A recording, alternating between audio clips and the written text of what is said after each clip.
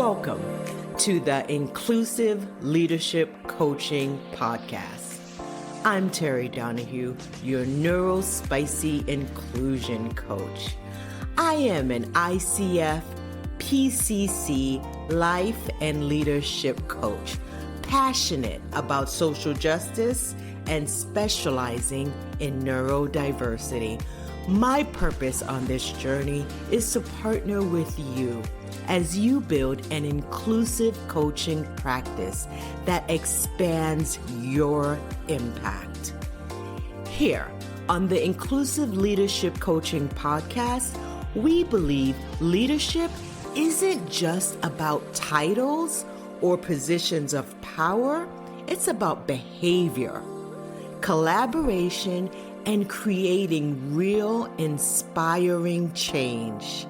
So let's get to it.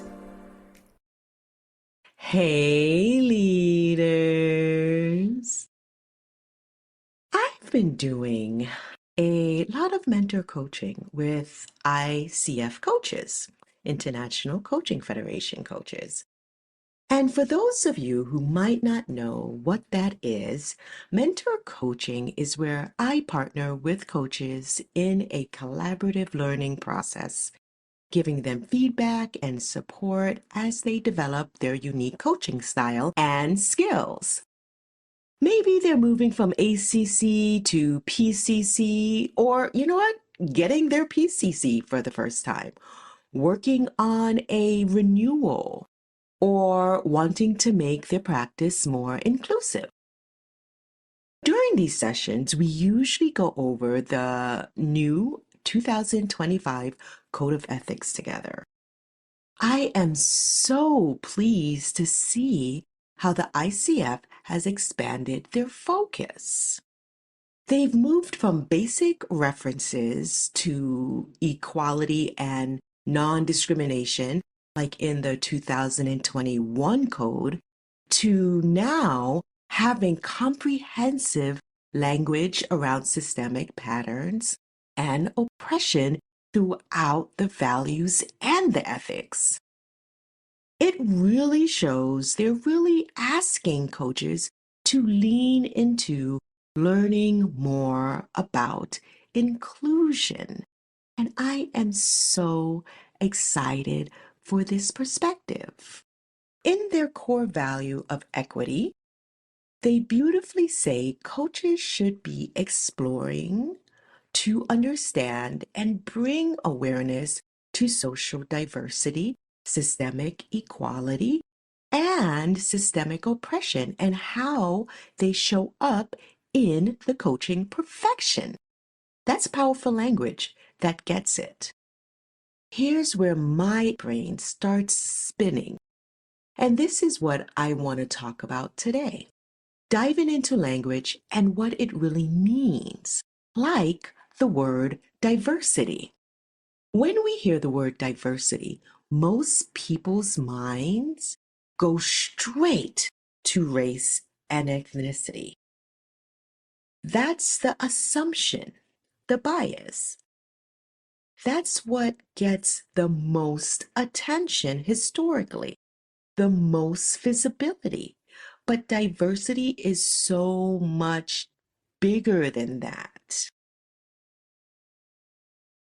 So today, I want to demystify diversity within our identities with you. I want us to explore the depths of what diversity really means in coaching relationships, because this matters in every single coaching conversation that we have. So let me ask you, what does diversity mean to you? Or what did it mean? Here's how I think about it. Diversity refers to the array of differences among people and their perspectives. It's this broad umbrella that covers so many different identities and ways of being. But too often, diversity focuses incorrectly on just race or ethnicity. And while those are absolutely important parts of the conversation, they're not the whole story. Diversity also includes lived experience. And as you know, it includes behavioral patterns, different cultural backgrounds, generational perspectives, technical and interpersonal skills. What else? Linguistic diversity, demographic differences, body shape, sizes, religion, physical abilities, and different abilities. All these differences can lead to richer team dynamics and more powerful one-on-one coaching relationships. But they can also lead to misunderstandings if we're not paying attention, coaches. And here's what I really want you to hear today. And remember, no two brains are exactly alike. Not one. All humans exhibit this incredible range of differences in how they think, process, and experience the world. Every individual's brain is functioning in totally unique ways. This is a mindset shift I'm inviting you into. Recognizing that there's no one correct way of being. These differences are part of the natural diversity among humans. As coaches, I invite you to be able to adapt to these differences rather than expecting individuals to conform to some narrow standard of normal. Let's think about this. How can there be an individual normal when no two brains are alike?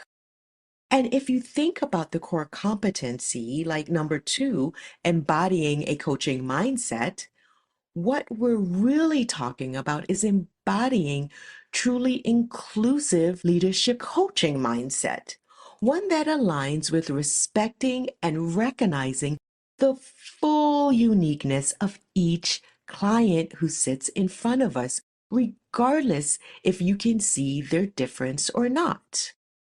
We're actively listening because we have to recognize that there's more to what the client is communicating than just their words. We're seeing the whole person, all their identities, all their differences, all their perspective needs. Because most of diversity is actually non-visible. So, coaches, this is where you get your tools for reflection. So, grab a pen and pencil or open up your notes and let's get to it. I want to share some forms of diversity that are often non-visible but deeply impactful, especially when it comes to relationships.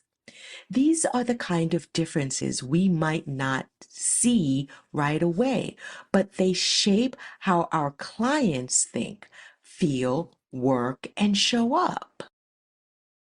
As coaches, we're called to hold space for the whole human, and that means learning to notice and honor the less obvious layers of identity and lived experience. Here are a few types of non-visible diversity to consider during coaching. Attention and focus. Some people excel at multitasking, while others need to concentrate on one task at a time to do their best work. Another way, too, problem solving. We all approach problems and challenges in unique ways. Some use creative or non-conventional strategies that can lead to breakthrough solutions, while others like to stick to frameworks that have already been created and jump off of them. Learning styles is another form of difference. There's incredible diversity in how people learn. It can be visual, audibly, hands-on, experimental learning, and reading. And we all learn in these different ways, but some learn better in one than the other. For instance, I learn by doing. I learn through experimentally, through lived experience. I learn visibly and audibly. I then learn through writing by taking notes. It helps me to remember, and reading. So I kind of put those in order, and I often ask my clients, how do they best learn, to make sure that our learning styles align in case I send them resources after our sessions. Then there's communication style, which is number 4 type of diversity. How information gets processed, shared, and recalled is different for everyone. For example, I have a lot of clients that are high context communicators. So I might say, I'm with you. Can I ask you, what's the core thing you want me to take from this? Another trick, I'll say, you've shared quite a lot. Thank you for that. What part do you need me to really hear? Those are just high context communicator questions. So, number 5, different working styles. Some people excel with flexible schedules. Some need structure. Some thrive in collaboration. Others do their best work independently. There's also cognitive styles. There's analytical, creative, visual, all that, sensory processing. People experience and respond to sensory input differently. Sounds, lights, textures, smells, those are all differences within people. Social interaction, some people might like one-on-one conversations, some people might thrive in group settings. Emotional processing. The list goes on and on and on. I know, coaches, you know so many more. I can hear you right now running them off. But these are just some ways that diversity shows up in human beings. And here's what I encourage you to understand. These differences affect every single coaching conversation we have. And earlier, I mentioned how diversity gets used wrong, beyond just the belief that it's only about race, ethnicity, and representation. Here's another way diversity gets misused.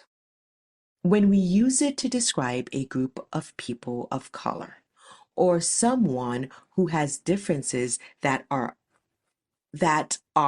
other than the dominant norms.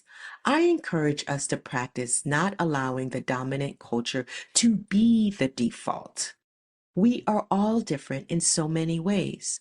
So when we say some things like a group of diverse candidates, what does that actually imply? It suggests that there's some normal baseline of people, and then there are diverse ones who are different from the norm. But who decided what normal is? And why should anyone be considered the default while others are labeled as the diversity? Every single person brings diversity to any group they're a part of. The white, straight, neurotypical man brings his diversity too, his sensory processing, his introversion, his unique perspective, his lived experiences. But we've been conditioned to see certain identities as standard and others as diverse. Let's unlearn, relearn, and then lead differently.